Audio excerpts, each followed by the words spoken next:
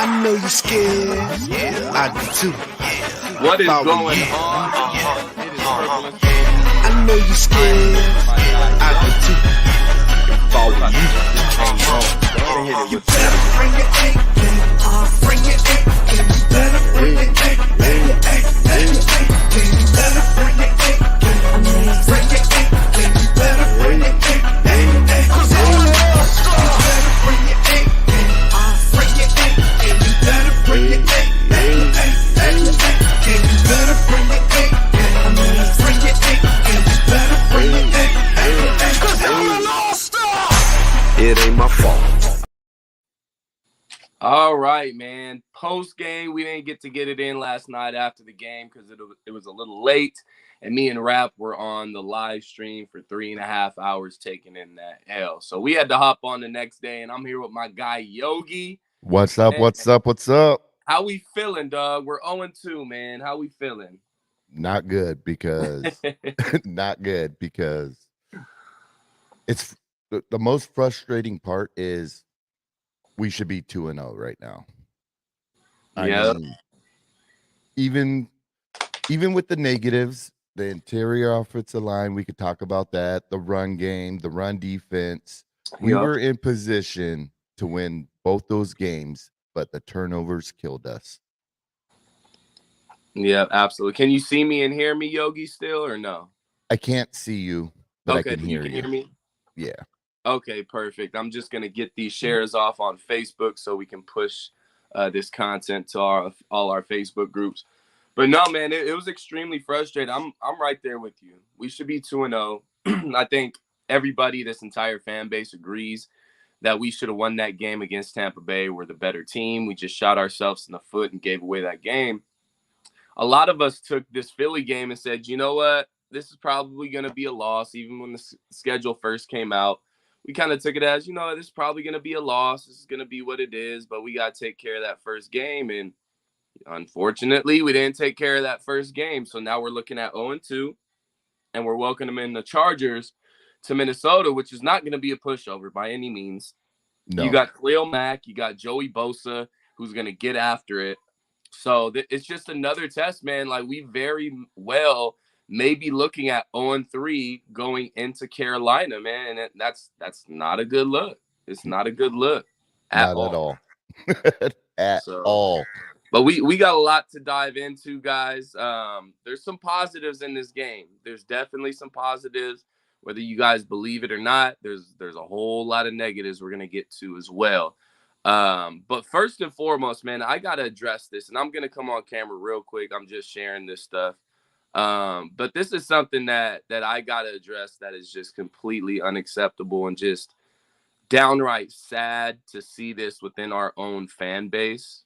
And it just disappoints me, man, because I mean, I know, and most of the guys here at Purple and Skull Media and, in this fan base know that we have an amazing fan base, dude. They're so supportive, just great, amazing people. There's nothing really bad I can say about this fan base. But overnight and this morning, Alexander Madison has just received 60 plus different people, whether it be fans, whether it be trolls.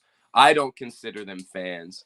But going into his DMs and just being downright racist and just saying the most disgusting and putrid things to one of the nicest and hardest working guys on this team. And it's just completely unfortunate. And we're not going to go into detail of what this person said or these people said and put in his DMs because it's really disgusting, man. If you want to look at it yourself, you can go on Twitter. You can go on my Twitter. I believe even Adam Schefter might have reposted it and stuff. But it's just disgusting DMs and messages that they sent to Alexander Madison.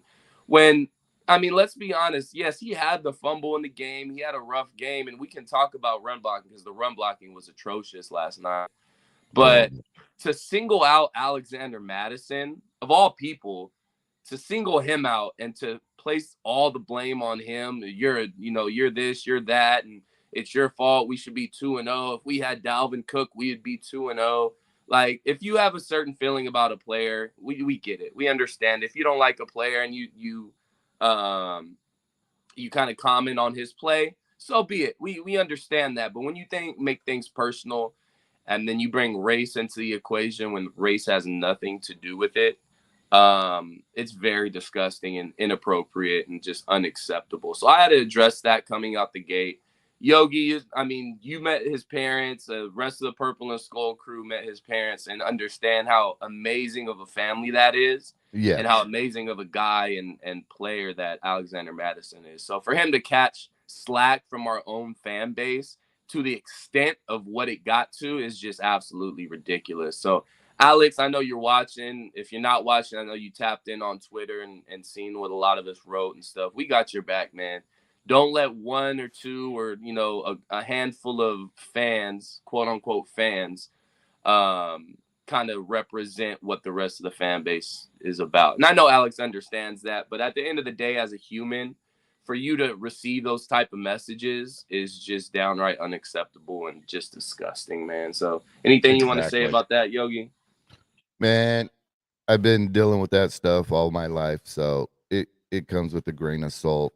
And yeah, it's disgusting. I mean, I've learned to not fight back.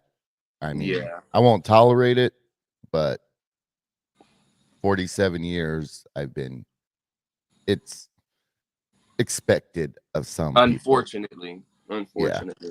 So, Alex, we got your back, man, here at Purple and Skull Media. I know everybody tapped in with us has got your back. VWO's got your back. Vikings Twitter's got your back, man. So we're all backing you, Alex. We believe in you, dog. So just unfortunate for that to happen after a game like that. We're all frustrated after going down 0-2 on the season, man. But we're not going to sit here and place blame on one player. We're not going to sit here and bash a player, whether it's race or whatever else. So we just had to touch on that, man. That's just unacceptable in my book. So we had to touch base and make sure we show Alex some love, man. Make sure hashtag last call, because that's my new nickname for it. Yeah. 2 a.m. last call, baby. 2 a.m. last call. So let's get into this game, man. We got to touch base on all these stats and all this good stuff. And I think the first thing that stood out to me in this game, and it's a negative, is our run defense is just so bad. It is so, and that was one of the biggest worries for me going into the season, because we didn't address us losing Dalvin Tomlinson at all. We thought Karis Tonga was going to come in and be able to hold his own, and obviously that's not the case. So Philadelphia just ran up and down the field on us, just gashed our defense. Our pass defense was amazing. I think our pass defense looked really, really good. But if you can't stop the run, we all know in the NFL, that's a recipe for a loss. So that was the first thing that stood out to me. If you want to look at our tackling, Cam Bynum led the team in tackles. You do not want your free safety leading your team in tackles. So he had 15 tackles yesterday. Cam Bynum had 15 tackles. Played a great game, but I don't want to see my safety with 15 tackles and leading the team in tackles. So that's just my opinion. That's the first thing that came to mind after I watched this game. What's the first thing that popped up to you, Yogi? The same thing. I don't think we have the correct personnel to run a effective 3-4 defense. I think we almost need to go to a 4-2-5 or a 4-3, with Metellus being a hybrid to where he can mask those coverages. But as you said, our run defense, Danielle Hunter needs to be hand in the dirt, right on the edge. Wanham, I mean, he's a 4-3 guy, and we got him playing 3-4, going into coverage, and it's just not effectively working, in my opinion.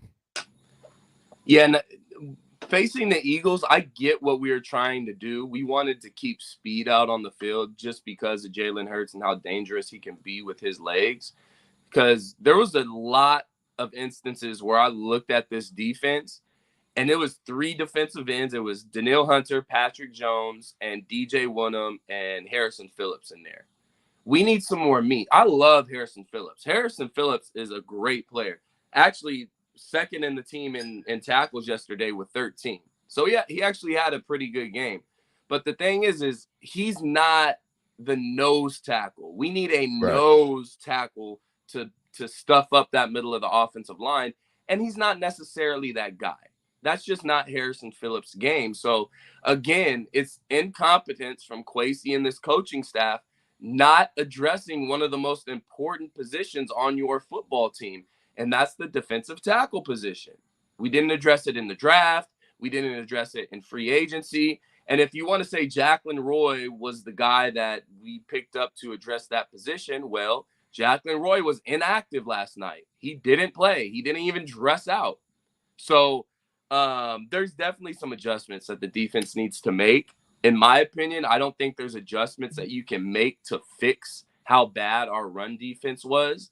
You got to go out there and get a guy that's going to be able to stuff up the middle. Because the personnel we got right now, we just don't got the right guys for that. Now, again, the pass defense was great.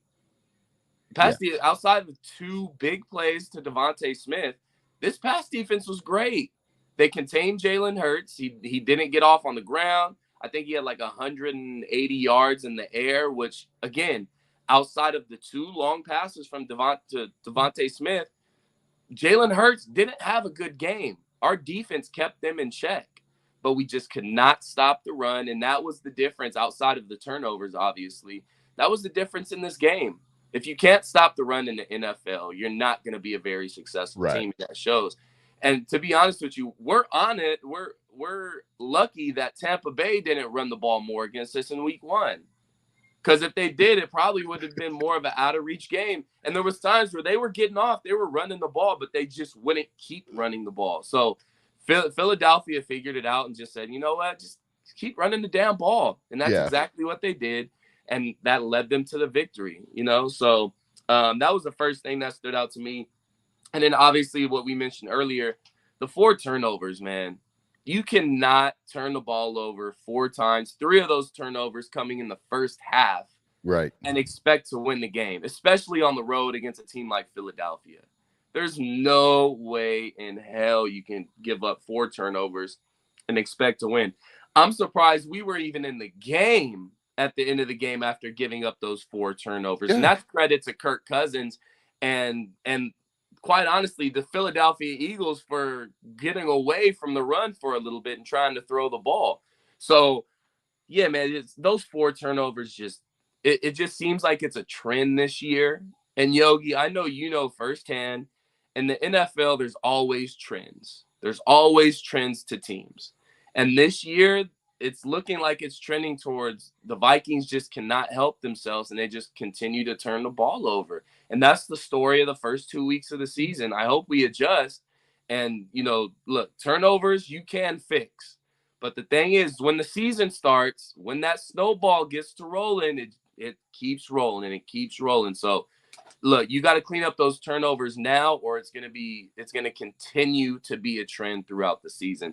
4 turnovers, unacceptable, Yogi. Unacceptable. Hey, let's give a quick couple shout outs to this impromptu live. We want to say what's up to Skull for Life. My guy. Skull for Life. What up, Missy? Missy, I love you, Missy. And we got Zoe from In the Zone Podcast. What up, my dude? Appreciate you guys tapping in, man.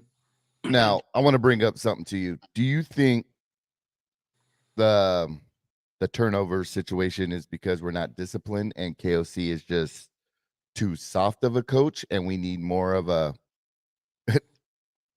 Zimmer?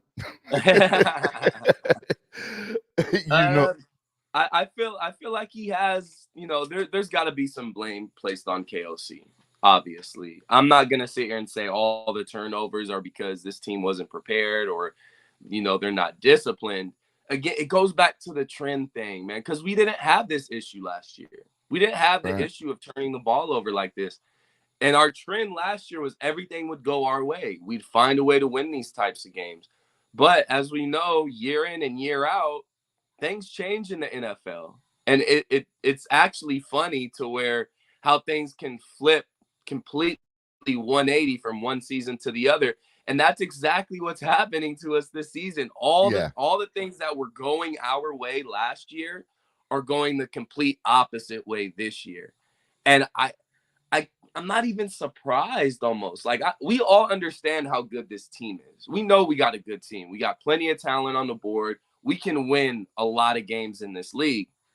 But to start the season, just telling myself it would be funny, not funny because I love this team, but it would be funny to see us go from everything going our way to everything switching and it just going completely against us. Like, it's so cliche and so on brand for the Vikings for this to happen. So again, we're 2 games into the season. It's still a long season to go. But the trend that we're starting to set isn't looking good. But I'm not gonna sit here and blame KOC for all those turnovers. What But up, Rap? there's gotta be some blame placed there, just a little bit. Rap tapped in with us. Yeah, he's in the All right, Rap. comments. Yeah, shout out Rap, man. We went a whole 3.5 hours taking in this L on the PSF app. Everybody that tuned in with us on the PSF app, we appreciate y'all, man. That was our first stream of the year. So we had about 25 consistent people in there. So we appreciate y'all tapping in with us, man. It was a great, great time. Outside of us taking the L, we had a good time with y'all. All right, so I'm going to bring this up. Please do. Boom. So I got the schedule. So I predicted us going 10-7. But one of those wins I was can't hear you, Yogi. Can you hear me? Can you hear me now? The mic cut out on my guy Yogi, man. Yeah, I got you now, Yogi. Oh, okay. Nope. Yeah, I got you now. All right. So I pulled up the schedule. I predicted us going 10-7 because I was trying to be realistic. But one of those wins was going to be Tampa Bay. Mm-hmm. We lost to the Eagles. I mean, if you look at the schedule, I mean, we could consider Kansas City was one of my losses. Yeah. San Fran, probably. San Fran, Bengals. And I think we're going to split one with the Lions. So that's Eagles, Bucks, KC, Bengals, San Fran, and Lions. Oh, yeah. Sounds about right. I mean, I think we could still have a relatively good season. It's still there. It's because, look, going into, let's just say KC, chances are that's going to be an L. I think that just off pure, like, okay, day after the game, we lost to the Eagles. I think we beat the Chargers. I think we're going to beat the Chargers. It's at home. We already lost one at home. I know we have a bitter taste on our mouth. We're going to be, I mean, this is it. If we fall to 0-3, then ultimately we're looking at it and say, okay, season's not going our way. You may lose a couple guys in the locker room as far as confidence goes. Once you drop to 0-3, then things start to change in that locker room. So I feel like this game against the Chargers, I'm not going to say it's our last gasp, but this is kind of almost our last chance to save the season, because you beat the Chargers, then you go on the road to Carolina. You could be looking at 2-2 going into that KC game, and you're not feeling as bad as what you're feeling this morning. So if we get to 2-2, I'm feeling a lot better about this season, especially if we're able to go out there and beat the Chargers. Chargers are an extremely talented team. Like I keep mentioning, they got Bosa, they got Khalil Mack, Eric Kendricks are welcoming him back to Minnesota, so you know he's going to come to play. So I'll be at the game. I hope they give him some kind of tribute. Yeah, as they should. I know they're giving Kyle Rudolph a tribute for that Chargers game at halftime. I think it's at halftime, but no, they should definitely give Eric Kendricks a little video tribute before the game or something like that. He completely deserves it. But those are just players on the defensive side of the ball for the Chargers. I'm not even mentioning Justin Herbert, Mike Williams, Keenan Allen. Now, I don't think they'll have Eckler. I think Eckler's banged up. He's going to be out for a couple weeks, which positive for us. Yeah. But no, that's a talented team. If you can beat the Chargers, then we're looking at going on the road to Carolina, which is a winnable game. It's going to be a tough game regardless. It's on the road. We always struggle in Carolina for some reason. Yes, they have the rookie quarterback in Bryce Young, who's looking like he struggled in week 1. He's going to get better throughout the season. So that's not going to be a pushover game. Take care of the Chargers, find a way to beat the Chargers at home, which is definitely possible, and then find a way to beat Carolina on the road, and you're 2-2. And you're 2-2 right back at it. And then you're facing a KC team, which I'll be completely honest, I don't think we'll win that game, but that's a winnable game. Yeah. That's what you're playing at home. We all know how great Patrick Mahomes is, but they're very slight at receiver. They're able to get on defense. They got Chris Jones back now. Now that's going to be a problem. Hey, maybe the KC could use KJ Osborne. I don't know. Oh, man. I hate talking bad about player, but KJ had a really, really bad game last night, guys. Hey, shout out to Angie. I had to put my Viking swag on. Yeah, I'm trying to see everybody's comments because I'm going live on my phone here. Usually I'm on my laptop. So yeah, we got Toby in the building.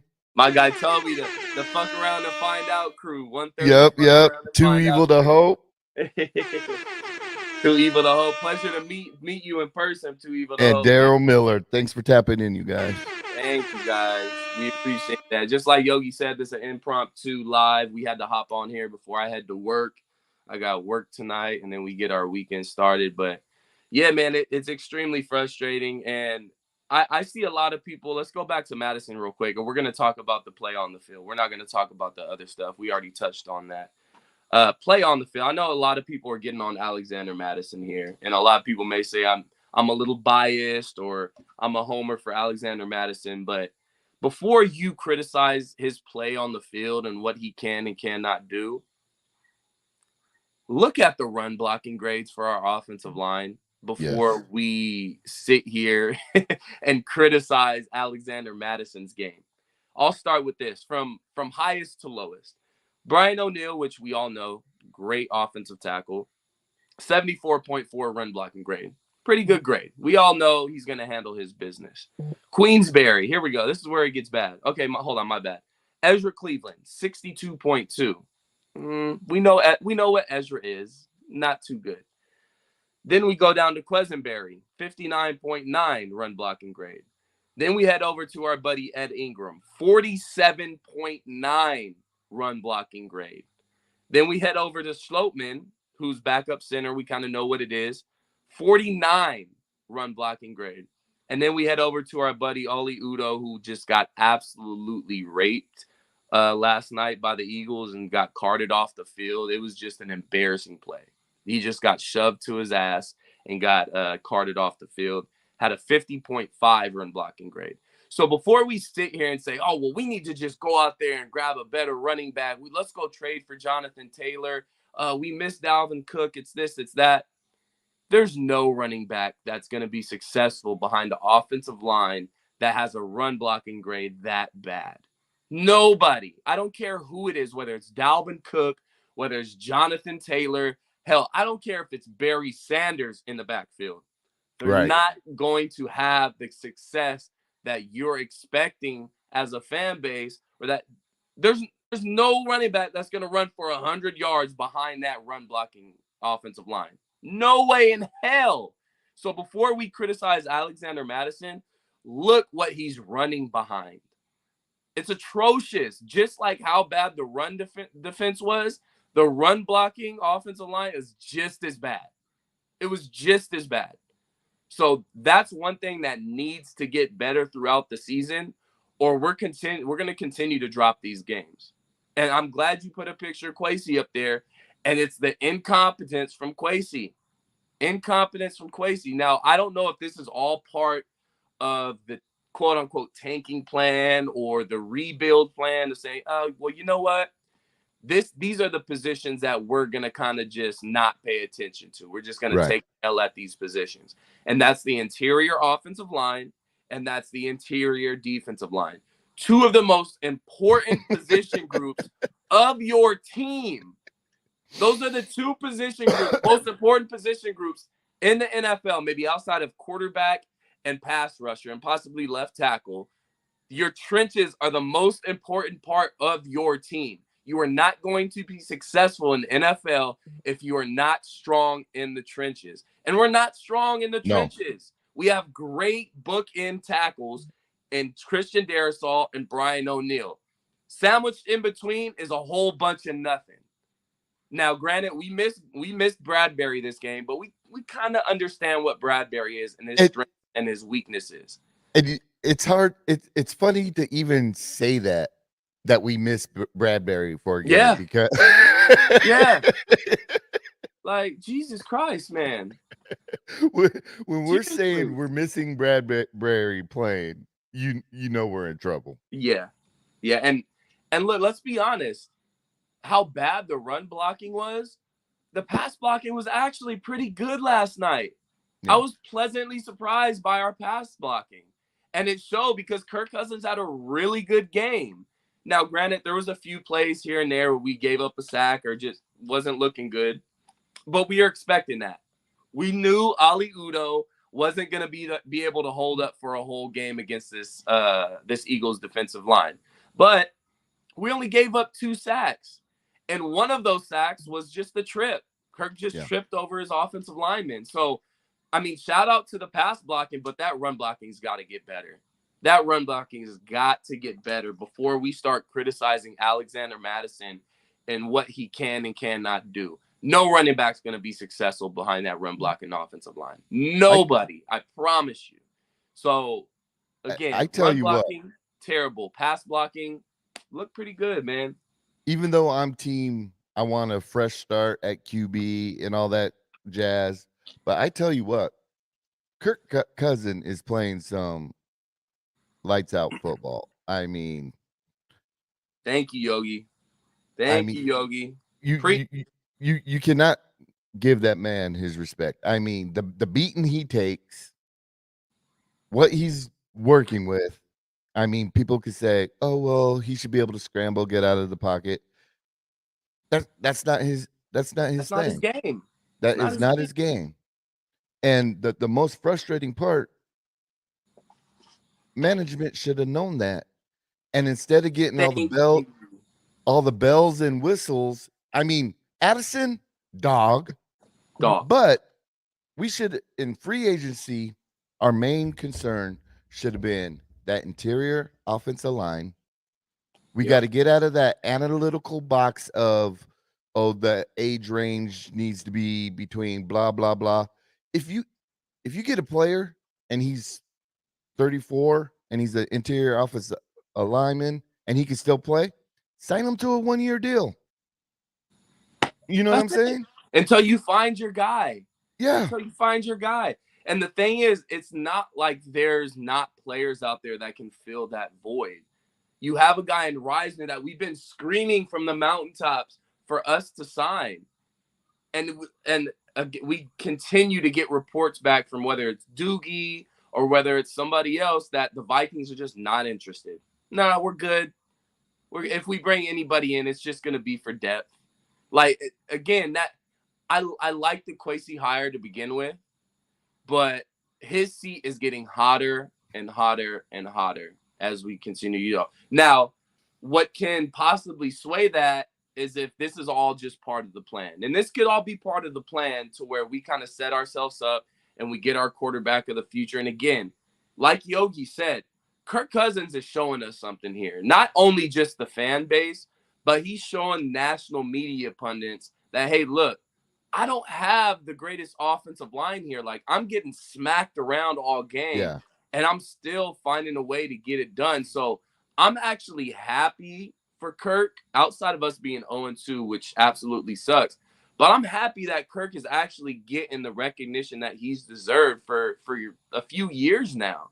The guy's been getting beat to hell, and he comes in and week out, doesn't miss a game, comes in week in and week out and performs. Now, granted, he has his bad games just like anybody else does. Joe Burrow just threw for 82 yards against the Cleveland Browns. Right. If that was Kirk Cousins, man, this guy would be crucified left and right. Like, let's stop it right now. So I'm glad that Kirk Cousins is getting the love he rightfully deserves, whether that be from Richard Sherman, the guys on Thursday Night Football telecast after the game, or whether that be on ESPN or anything. Now, I gotta point this out. I'm a fan of Colin Cowherd. I listen to Colin Cowherd every day and the Herd. But I don't know if Colin Cowherd is even watching these football games anymore, because he had the nerve to go on his show after the Thursday night game and say, this is just what Kirk Cousins is. He can't get it done in the big games. He shrinks in the big games, and he just doesn't look good. So I'm sitting here and did you watch that game or Yeah. not? Like, Kirk Cousins was one of the few bright spots in that game for the Minnesota Vikings. One of the few bright spots in that game for the Minnesota Vikings. And for someone to go out of their way and say that this is what Kirk Cousins is, he goes into a shell, he can't get it done in the big games. It's just absolutely laughable for somebody to say that after the game that he had last night. So Kirk Cousins, they scored like 28 points in what, 20 minutes? yeah, got us back in the game. And if it wasn't for our defense just being an absolute parting of the sea and just let them run it down our throat, we possibly could have won that game even with the 4 turnovers. So again, I'm glad to see Kirk Cousins get the love he deserves from a lot of national media outside of Colin Cowherd, unfortunately, who again I'm a fan of, which I'm slowly starting to back up on that. But again, look, Kirk Cousins, great game. We just got to find a way to put it together and get these wins, man. So I don't think Kirk is gonna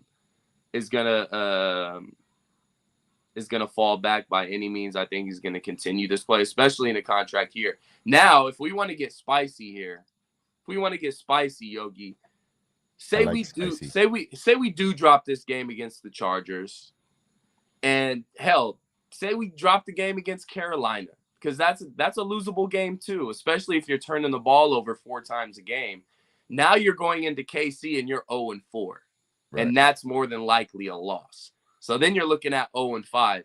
At that point, you have Kirk Cousins, who's having a great season, but you're looking at, we're not going to make the playoffs. This is Kirk's last year on contract. He's having a great year.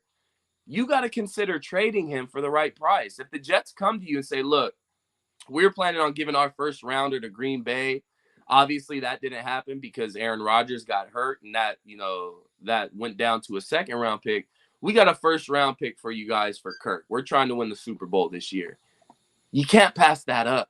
No. You got to take that first round pick, because we all know Kwesi and this coaching staff, we're already looking towards the future.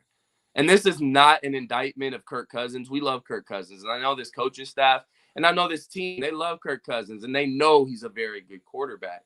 But you got to look towards the future. And if you're sitting at 0-5 after that KC game, and I think you go to Chicago after that, which I think will beat Chicago, we shouldn't have any problems with Chicago because they look absolutely terrible. But again, we always struggle in Chicago. So we'll be at Chicago after KC, but we'll be looking at 0-5 if we drop to the Chargers, drop to Carolina, and have to play the Kansas City Chiefs. I mean, if we were to trade Cousins, they would have to eat some of the cap and maybe get a lower pick, because right now, if we were to trade Cousins, it'd be $38.7 million a dead money. Dead cap. Yeah, because there's void years in that too, correct? Yep. Yeah, so it's tricky. It's not just as simple as trading him for a first round pick, like a lot of national media has put out there. There's a lot of numbers that go into it as well. Yeah, because I'm starting to think, Kwesi, if we're gonna trade him, we're gonna want to get rid of. They're gonna have to eat some of that to where it wouldn't be as high a pick as the fans and everybody thinks it should be. Mm-hmm. To get that trade to happen, it's going to be a second or a third, and you eat up some of this money. In my opinion, what do you feel? Well, I'm also looking at the team that trades for him and how desperate they are. Because if we're talking about the Jets and say in 3 games from now after that KC game, was that week 5? So say we're 1-4. Say we take the game in Carolina, we lose against KC, and we're 1-4, which is still bad. and the Jets are, say they're 3-2 or 2-3. They're still in the mix. They still have a chance to get a wild card or possibly their division. I think they're desperate enough to throw that first round pick out there. So again, this isn't me saying I want to trade Kirk Cousins, guys.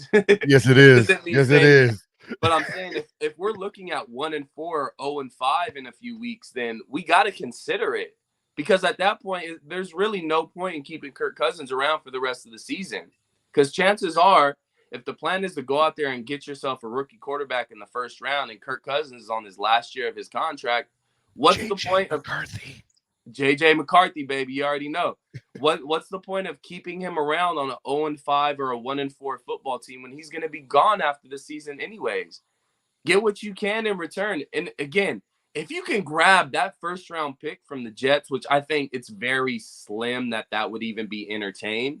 Right. If you're able to grab that first round pick from the Jets, you put yourself in prime position, because at that point, if you're 1-4 or 0-5, you're looking at a top 3, top 5 pick at least, especially if you get rid of Kirk Cousins. Yeah. So then you put yourself in prime position for a Caleb Williams or a Drake May. Top 2 guys in the draft. And look, I'm a huge JJ McCarthy fan. I would love for us to play out this season, make it to the playoffs, draft, in the 20s, and hopefully JJ McCarthy is sitting there in the 20s. I would love that. I don't want to be a losing team. I don't want to embrace the suck by any means. But if you're sitting there at 1-4, 0-5, you got to make a move, and be fair to Kirk Cousins at that point. Be fair to Kirk Cousins at that point, to where I say, look, Kirk, we're 1-4 and 0-5. We're probably not going to sign you after this year. We're looking to move on to a rookie quarterback. It's just, it's that time, Kirk. We're going to send you to the Jets, where you have Garrett Wilson. You got your boy Tyler Conklin there waiting on you. You got Dalvin Cook. You got Breece Hall. You got a bunch of talent over there. Great defense. You have an opportunity to supplant your legacy in this league and put yourself in the Super Bowl with that roster. So I have a question for you. With his no trade clause, do you think Cousins would want to go to the Jets? Because here in Minnesota, for the most part, he gets the love. Now, the fan base in New York, they would be on him like white on rice. And I don't think he's built for that. I don't think he would want that. I think he's kosher with Minnesota because, a majority of the fan base, they love him. I mean, then you got the ones that are ready to get rid of him. But compared to New York fan base, that's a different beast. That's definitely, especially with the expectations that they have as well. But there's a lot that goes into even that being a possibility, because let's not forget, Aaron Rodgers is under contract for the next 2 years too. So it wasn't just a 1-year deal for Aaron Rodgers and he's out of there. Like, he's under contract for a couple years. So they wouldn't give him a deal. So they would just be trading for Kirk Cousins for just this year. It's just a rental until Aaron Rodgers gets back. Unless for some, crazy reason, Kirk Cousins comes in, he absolutely kills it, and they somehow make it to the Super Bowl, then the Jets are in a position where it's like, okay, well, we got Kirk, who's the younger, healthier guy, never gets hurt. You got Aaron Rodgers, who seems to get banged up. He's older. He's at the end of his career. Then you're considering, okay, we're going to keep Kirk and we're going to, either trade Aaron Rodgers or cut Aaron Rodgers at that point. But that's a long ways to go, and a lot needs to happen for that to even come up in conversation. So you're saying the prophecy might happen to where we trade Cousins to the Jets for a first round pick and Aaron Rodgers?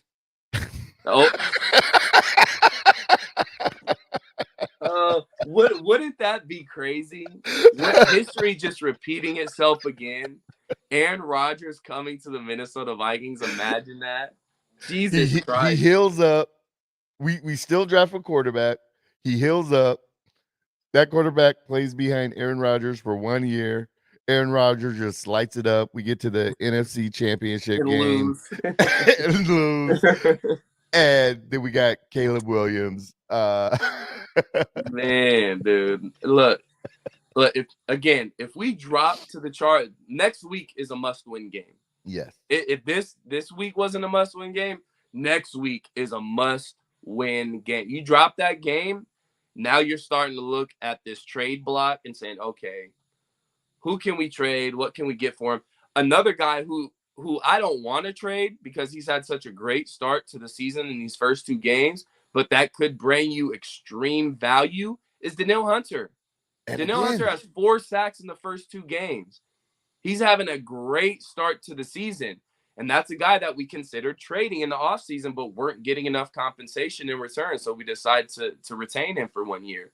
But again, if you're sitting at 1-4, 0-5, that's a guy that you got to trade. He's under contract for only 1 year. You got to trade Danielle Hunter at that point, because if you got a guy that's after week 5, he's looking at a possible 9-10 sacks already. yeah. You can get a first-round pick in return for that guy, or a second-round pick in return for that guy. So, but again, I bring up the cap with mhm. that Band-Aid, whatever we did with Danielle Hunter. If we were to trade him, that's a $24 million dead cap. I mean, we kind of screwed ourselves with the, you know? Yeah, we know we did. The numbers, again, it goes back to the numbers. Man. We didn't trade him when we should have traded him. Now, with the thing of, hey, we might be in trade mode, but now it's just money-wise, it doesn't look like it'll work. Yeah, man. So we're between a rock and a hard place right now, Yogi. Between a rock and a hard place right now. But I mean, let's go back to last night's game, and we'll be on for maybe like 10, 15 more minutes, and we'll get out of your guys' hair because I got to head to work pretty soon. Yeah. Me too. But if you want to look at it, if we're just looking at stats outside of turnovers and time of possession, it looks like we should have won this game. Third down conversion, Minnesota 6 for 10, Philadelphia 6 for 14, 60% third down conversion percentage is great in the NFL. Plays 55 for Minnesota, 75 for Philly. That's strictly due to the running game, them just running up and down on us. Total yards, Minnesota 374, Philadelphia 430. Again, running game, which they had almost 300 yards rushing, guys. Almost 300 yards on the ground against us. Red zone efficiency, we were 3 for 3. Philadelphia was 3 for 4. Penalties, again, this is where I can't sit here and say that that we're a completely undisciplined team. We only had 2 penalties for 15 yards yesterday. We only had 2 penalties for 15 yards. Philadelphia had 7 for 45. Obviously, the 4 turnovers to Philadelphia's 1. And then time of possession was just an absolute, just lopsided affair. We only had 20 minutes of time of possession, and the Philadelphia Eagles doubled up that time with 40 minutes of possession. Kirk Cousins going 31 for 44, 364 yards, 8.3 yards per pass, 4 touchdowns, 0 interceptions, and a quarterback rating of 125. Alexander Madison, 8 carries for 28 yards. And like I said, guys, that run blocking was absolutely terrible. So you cannot necessarily put all that on Alexander Madison. Justin Jefferson, 11 receptions for 159 yards. I'm glad he got his get back against the Philadelphia Eagles from last year. I'm glad he got his yardage up. Now, that turnover, that fumble out of the back of the end zone, that was the difference in the game, in my opinion. That was the difference in the score. That was the difference in the momentum of the game being swung back to the Philadelphia Eagles. That changed the entire landscape of this game. Now, I'm not going to sit here and blame Justin Jefferson because he's done so much for this team, and I can't be mad at him for trying to stretch that ball out and get in the end zone. I'm not going to be mad at him for that. It sucks that he fumbled and went out of the back of the end zone. It's unfortunate. It's probably the dumbest rule in sports. Yeah, that rule needs to go away. Yeah, probably dumbest rule in sports. But if it happens for you, then we're happy. If it happens against you, you hate it. So it's just part of the game. But again, we can't hold that against JJ. He's done so much for this team. And for him just to try and make a play maybe not the smartest decision on his part, but we can't hold that against him. I can't blame the guy for trying to make the play. But if I were him, I'm sure he's learned from that, said, you know what? I caught it. It was a first down. I would have had us inside the 2-yard line. Let me just get the catch and get out of bounds and live to fight another day. We're going to punch it in the end zone the next play. So that's how you got to think next time, JJ, which you can tell that ate at him for the rest of the game once that play. He knew how big that play was. And you saw him on the sidelines like, damn, my bad. Like, fuck, I fucked up, man. That's on me. That's on me. So JJ knows. And look, we want to talk about leadership and Kirk Cousins' lack of leadership and this and this and that. Kirk Cousins went to the extent of blaming that fumble on himself. Of all people, Kirk Cousins tried to take the blame for that Justin Jefferson fumble by saying, well, maybe I could have just led him a little bit more to where, you know, he could have caught it instead of, you know, caught it while he was running, or caught it in stride instead of having to stop and kind of jump and get it and have to fumble with the ball a little bit. Kirk, that wasn't on you, brother. Right. That fumble wasn't on you. But everybody that preaches Kirk Cousins isn't a leader, he doesn't do this, he doesn't do that, just that quote alone shows you Kirk Cousins takes that leadership role, and he's going to take that pressure off Justin Jefferson. And Justin Jefferson's going to love him for that. So shout out Kirk Cousins on that. Again, Justin Jefferson, 11 receptions, 159 yards. Jordan Addison with another long touchdown on the season. Gotta love it. Our first-round pick is paying off so far. 2 touchdowns in 2 games. So is he your number 2?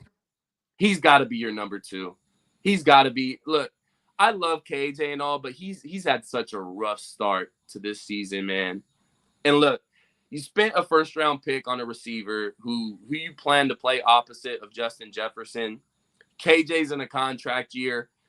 Let the man get work at wide receiver 2. That's his future spot. Let him get work at the wide receiver 2 position. And hell, if we're being honest, if KJ continues to play the way he's playing, I wouldn't be surprised if we re-sign him for extremely cheap and bring him back as wide receiver 3. I know he's playing terrible, but again, this coaching staff and this front office, they love KJ. Now, granted, he's got to play better for us to give him a deal after the year, but I think there's a possibility that KJ might come back with the team, but he won't come back as wide receiver 2. I guarantee you that. So, again, Jordan Addison, 3 receptions, 72 yards. I want to see more reps for Jordan Addison, and I want to see more intermediate routes from Jordan Addison. We're getting the long ones. I love the long touchdowns downfield. I love it. But I want to see more of those 10, 15-yard dig routes over the middle of the field that he's so good at. So I think Jordan Addison's role is going to continue to expand throughout the season, and we're going to see less and less of KJ Osborne. So, 3 receptions, 72 yards. TJ Hawkinson coming in the clutch, 7 receptions, 66 yards, and 2 touchdowns on the night. Like I said earlier, Cam Bynum leading the team in tackles with 15, which you don't want your free safety leading the team in tackles. Right. Your free safety should not have 15 tackles on the night, guys. That's a bad thing. Great for Cam Bynum, which he told me after week 1, that's one thing I focused on all offseason, my open field tackling. Tackle. And it's showing in these first 2 games. Shout out Cam Bynum and making sure these guys and Josh Metellus and Lewis Seen don't take your position. Shout out Cam Bynum. Harrison Phillips with 13 tackles, and rounding out the top 3 is Jordan Hicks with 11 tackles on the night. So, again, there is some positives there, guys. There is some positives in this game. I know it sucks. You just had to throw Hicks in there, didn't you? Hey, look. I'm just messing. Look. Hey, I told y'all Hicks will play a vital part on this defense. And he has. He made a few good plays on Jalen Hurts last night. Our boy Ivan Pace had a decent game. Who I saw him a few times in Jalen Hurts' face last night. Didn't necessarily get the sack, but he was in Jalen Hurts' face all night. He is a blitzing linebacker if there ever was one, Yogi. Like, I think he may be number 1 in the entire league for blitzing linebackers as far as PFF score, if I'm not mistaken. I like that one where Hunter got Hurts and he still came in and put that little pop on him. Yep. Didn't get the flag, but he still got in there. you're gonna get a we're gonna give you a little meat. We're gonna give you a little meat, you know. So, but Ivan Pace, you can tell he's still kind of going through the rookie motions because there's a lot of plays that he misses. He kind of shoots the gap and just misses the play. It's up, opposite side of the field or something. But that's all part of being a rookie. He's learning by mistake and error, error and correction, whatever you call it. That's how he's learning. That's how you got to learn in this league, man. He's getting those reps, those valuable reps to where midway through the season, Ivan Pace is only going to get better, guys. He's only going to get better. So I'm loving what I'm seeing out of Ivan Pace. He's bringing that juice. And speaking of juice, this team had that juice last night. So that's one thing that I can take positively from this game is that we came out after a loss to Tampa Bay at home and said, we're not going to lay down to these goddamn Eagles. We're going to come out and we're going to play and we're going to punch them in the mouth. And that's exactly what we did. We just couldn't find a way to win. Turnovers were our Achilles heel, and we ended up losing the game by 6 points. So, I mean, I hate to take positives from a loss. Nobody wants to say, oh, well, this was good, but we still lost. But yeah, I expect us to beat the Chargers next week. I expect us to beat the Chargers, and I wouldn't be surprised if we're sitting back 2-2 and we're headed into that KC game. And I wouldn't be surprised if we pull off that upset against KC and we're sitting at 3-2 and all is good in Vikings land. So it's still a possibility for that, guys. Still a possibility. So Rap is saying tank for Williams. Hey, man, look. And he's also saying tank for Sanders. I don't think we'd have to tank for Sanders. We won't have to tank for Sanders or JJ McCarthy. No. That's why I'm still looking at the schedule and saying, hey, look, we can still make something happen this year. Because even if we're sitting at 15, 20, which, again, I hate being middle of the pack and just, we made the playoffs but didn't do anything in the playoffs. I hate that. And I know I sit here and some of you say I want to preach mediocrity by re-signing Kirk Cousins and Kirk Cousins can't get it done and blah, blah, blah, blah, blah. I don't like being middle of the pack. If I suggest something for this team, it's because I think that's what's going to get us over the hump, whether that be re-signing Kirk Cousins, whether that be something else. I think that's what I think is best for the team. But if we're looking at 0-4, 1-4, something like that after these next few weeks, then we can start talking about tanking for Caleb Williams. Right now, I know it's rough. We're 0-2, but don't let the season go just yet. It's still for the taking. I guarantee you these Detroit Lions aren't going to have a great record. Our division's going to be up for grabs. I promise you that. So it sucks being 0-2, but let's not take the tank route just yet. Let's not take the tank route just yet. All right? It sucks, but let's not tank just yet. But so what are your feelings real quick? We'll take the next 5 minutes just talking about what do we expect out of this Chargers game. So what do you expect to see against these Chargers next week, Yogi? We got to tighten up on turnovers. I think the Chargers coach really isn't a run game coach. Mm-hmm. To where I think our pass defense might be able to show out, and we're not going to be handicapped by our run defense, especially with the running back might being out. Yeah. I'm just, again, the offensive line. I mean, I'm hoping Darisaw plays. He's got a little extra time to heal up on his ankle or whatever injury is going on. I think he rushed it getting back to this game. Hopefully Bradbury's back. Again, that's crazy to say, but hopefully he's back. And yeah. The good thing about it is we know what we need to change. The worst thing that could possibly happen is that we drop these first two games and we're sitting here saying we don't know what's wrong. We're just losing these games. We don't know what we need to figure out. We know what we need to change. It's turnovers, and we need to do better against the run on the defense. And those are the two main things for me. So if we can somehow just improve on those a little bit, just a little bit, this is a different team.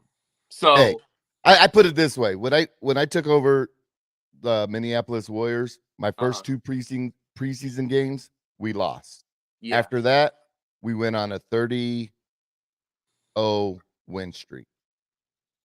it's possible, guys. It's possible. This team has the talent to do so. And I forgot to do this, and I got to vent for 1 minute, Yogi, because this just makes my skin boil with anger and frustration and disappointment. Why in the hell is Marcus Davenport even active for the game and you still play 0 defensive snaps? Right. 0. 0. We went out there and gave this man $13 million this year to not play a single down of football in the first 2 games of the season. What the hell are we doing? Oh. Again, this goes back to Kwesi. Yep. I get you want to bring in people off projection. You want to bring in a guy on a cheap deal. You know he can produce if he's healthy. But if the guy can't be on the field, why are we paying him $13 million? Yeah. There's no excuse to do that. The guy had a half a sack last season, and you're throwing $13 million at the guy. This is what I say about Kwesi and doing stuff like that. It's got to be per game, like per diem. If you're going to sign a deal, if you're a player with questionable injuries and stuff like that, we're going to sign you a deal, but the majority of that money is going to be per game. Yeah, it's incentives. You got to make an incentive deal. Yeah. You can't give a guy a guaranteed contract of I believe it was $10 million and I think $3 million in incentives or something like that. You cannot give a guy that much money with that low of production, especially coming off an injury. Yeah. It's unacceptable on a position of that great of need. I would much rather of us just, okay, we're going to roll with Woonem, we're going to roll with Patrick Jones, and I would much rather take that $13 million and address either the interior defensive line, interior offensive line, or just give JJ his goddamn deal. Throw that $10 million at Justin Jefferson. Don't throw it at the bum in Marcus Davenport that hasn't played a snap for your football team. And on top of that, a fan favorite in Ivan Pace took away number 0 from that guy, which I know it's a little thing and it's just a number and blah, blah, blah, blah, blah. But at the end of the day, you got to earn that shit. Yes. I don't give a damn. Marcus Davenport, you haven't earned shit from this team. You haven't earned shit from this fan base. And you haven't earned shit of that $10 million, $13 million that you were promised in the offseason. And that's all due to Kwesi. It's not even Marcus Davenport's fault. This is all on Kwesi and this coaching staff for making that dumbass move, for giving a guy $13 million after a half-sack season and coming off a major injury. Just absolutely stupid, and I hate using this word, retarded by Kwesi to make a move like that and going out there and signing Marcus Davenport. Just absolutely disgusting. Disgusting move by Kwesi. So I had to vent on that. And everybody was on my ass when I was saying we need to go get Yannick. And look at Yannick now. I mean, he's like... I go out there and just get a depth piece. Yeah. Go out there and get a depth piece. I don't give a damn. Don't throw $13 million at a dude that's not even playing for you. He can't even get on the field. Why are you giving a guy $13 million? It makes no sense. You're supposed to be a businessman, Kwesi. That's bad business. Your best ability is your availability, and you can't even give us that. You can't even give us a half sack. You can't even give us a half sack. So again, man, that goes right into Kwesi being on the hot seat for dumbass move after dumbass move. You're supposed to be a businessman, Kwesi. We're not judging you on your scouting skills. That's not what we're judging you on. We're judging you on your strengths. This is supposed to be your strength. You're Mr. Moneyball. You're Mr. Cap Guy. Where is it? I don't see it. I don't see it, Kwesi. So Kwesi's on my hot seat. I'm fed up. I'm fed up with Kwesi, dog. I'm sorry. I'm sorry, man. That was just a dumb move around many dumb moves. We can count how They many keep adding dumb up. moves Quasey's made since he's been the GM of this football team. Too many. Outside of the TJ Hawkinson trade, name one other move that Quasey's made, whether it be a trade, whether it be a free agency pickup, where you sat there and said, that's a good pickup by Quasey. Goddamn good pickup by Quasey. You can't say one. Oliver. Not one. And Brian Murphy. Byron Murphy, he's still up in the air with me for Byron Murphy. That's still up in the air for me because he's another guy that's one of those proven deals. And he's played decent for us this year. Now he got manhandled by Baker Mayfield in week 1, but we're not going to talk about that. But again, it's one of those moves where he gave a guy money based off, okay, projection. This is what I think he's going to be. Because Byron Murphy was good with the Cardinals. He was cool. But you gave him the money of a cornerback 1. Byron Murphy may not be a cornerback 1. He still has to prove that. But we gave him that money thinking he was going to prove that to us. He can still prove it. I'm not taking anything from Byron Murphy. But again, it's one of those same deals that Quasey just hands out to guys that haven't proven it yet. He's handing out money to guys that haven't proven it yet to where he thinks they're going to prove it. And that's what I'm afraid about next year because we're going to have so many free agents and the track records right now.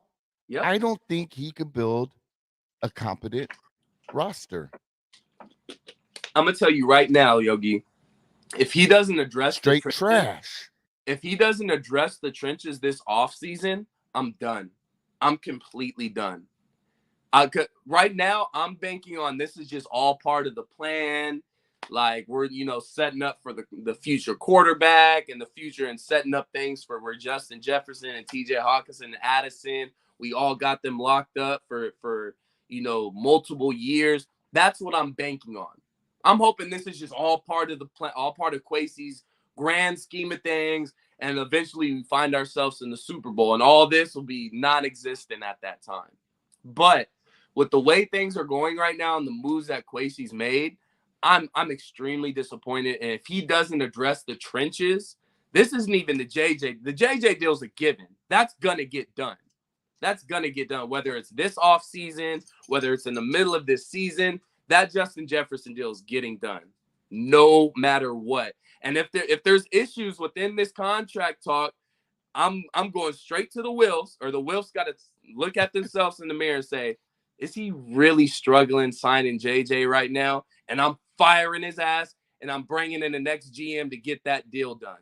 But you have to address the trenches this offseason, or I'm done. I'm out on Quasey. I'm under the impressions JJ's all, let me hold off on signing my contract. Let me just get paid. I'll play up my 2 deals. I want to see what direction you guys are gonna. I wouldn't blame him. You know what I'm saying? I'm thinking that's maybe why he's not signed yet. I think it's more on JJ. You know what? Let me see which direction you guys are going to go in, because from what I'm seeing right now, I'm not liking it. Yeah, no, I wouldn't blame him at that point. So, but look, we got a lot to talk about. We got a long season. You guys just stick around. We're going to continue to push that content for you guys. Again, thank you for tapping in on this impromptu live session with myself and Yogi and Purple and Skull Media. Be sure to like and subscribe on everybody's channels in Purple and Skull Media. Yes, sir. Go ahead and hit that link and hit that subscribe button as well. We appreciate y'all, man. And remember, y'all, be nice to the players that go out there and bust their ass for you week in and week out, man. We understand they may not be at their best at times or they struggle at times, man, but they're still human beings. So remember that and keep the trolling. Keep the trolling down. Keep the racist shit to you. If you're a racist, keep that bullshit to yourself, man. Facts. We don't want to hear that shit. Keep it football. If it's not football, keep it to yourself. Alex, we love you, bro. We got your back no matter what. Those messages were bullshit, so don't even trip, man. Yeah, quit being a keyboard warriors. Warriors, yeah. Purple and Skull got you, bro. So you wouldn't do that stuff in real life. Yeah. So again, y'all, thank you for tapping in. Yogi, anything you want to say before you get out of here? Skull Vikings. Skull Vikings, baby. Let's beat these Chargers. 9 days away. Peace. Boop, boop, boop, boop.